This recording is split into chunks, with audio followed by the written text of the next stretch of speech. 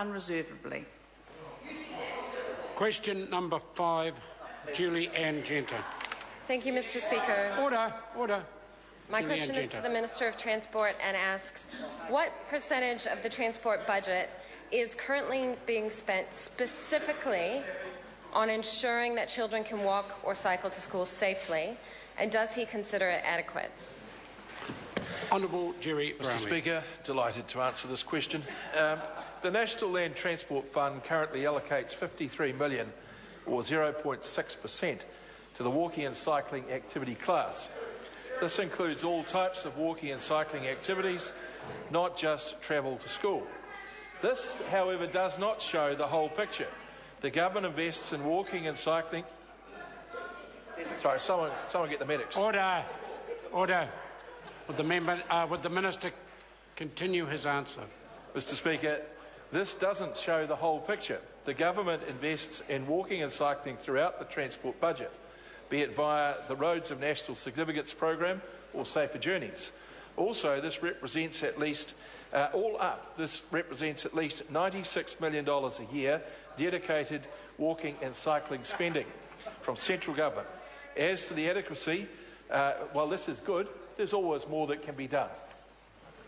Supplementary. Supplementary question, Julie Ann Genter.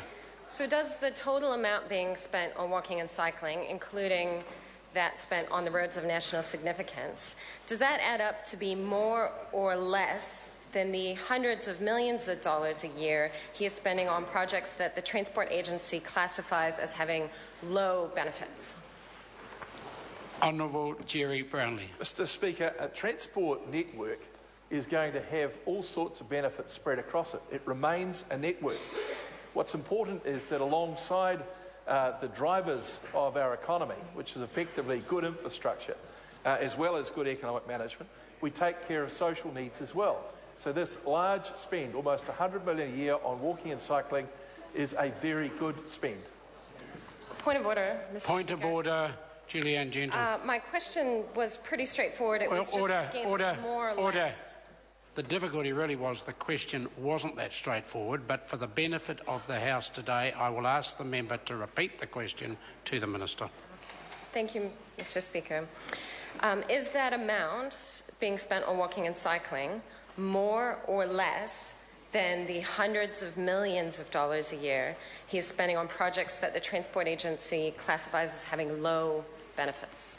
Honourable Jerry Brownlee. Well, Mr. Speaker, the Transport Agency will have its classification for benefit as they see it, but any community that's having that money spent on its roads will see it as very high priority. So while in dollar terms it may well be something less, it is nonetheless a very good benefit, almost $100 million spent on walking and cycling programs by the New Zealand Government annually. Supplementary question, Julie Ann Genter. Does he accept that underinvestment in walking and cycling infrastructure has contributed to the decline in children walking and cycling to school from over 50% in 1989 to less than a third now, and that has a corresponding rise in car journeys to school during peak travel times? Honourable Jerry Brownlee. No, I don't. I think one of the most significant contributors to children being delivered and picked up from school probably has been parental worry over some of the crime stats that ran rampant in this country for a number of years, and it's not until our Minister of Justice and Minister of Police in recent times got on top of it that we can start to confidently enable children to get back into walking and cycling to and from school. Order. Supplementary question, Julie Ann Genter. Supplementary. Has the Minister read this report undertaken for the New Zealand Transport Agency, which clearly states that the #1 reason for children not walking and cycling to school is a lack of appropriate infrastructure and lack of safety on the road due to the traffic environment?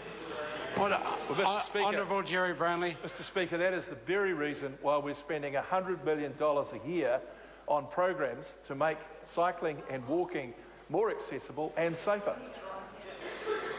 Point of order. Point of order, Julie Ann Genter. For the benefit of the Minister, I seek leave to table this report called Improving School Travel Systems. It was published in November 2010. It was written for the New Zealand Transport Agency. On the basis that it's not easy to find for some reason, I'll put the leave. Leave is sought to table this particular report. Is there any objection? There is none. It can be tabled. Supplementary question, Julianne Genter. Given that during school holidays, traffic is often free-flowing and 1 in 3 car trips in the morning rush hour are education-related, why won't he invest more in safe walking and cycling for schools to reduce congestion?